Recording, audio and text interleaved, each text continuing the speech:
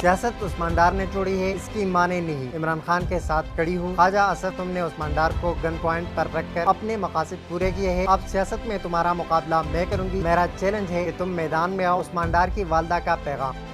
बिस्मिल्लाहिर्रहमानिर्रहीम। ख्वाजा असद, मेरी बात गौर से सुन लो। जो तुम चाहते थे वो तुमने उस्मान डार को गन पॉइंट पे रखकर अपने मकासद को पूरा किया है। सियासत उस्मान डार ने छोड़ी है, उसकी वालदा ने नहीं। अब तेरा मुकाबला मैं करूंगी सियासत में, और मेरा चैलेंज है तुम्हें कि तुम मैदान में आओ और देखो कि तुम्हारे शेर का मैं क्या असर करती हूँ। तुमने जो तुम चाहते थे वो तूने तो कर दिया।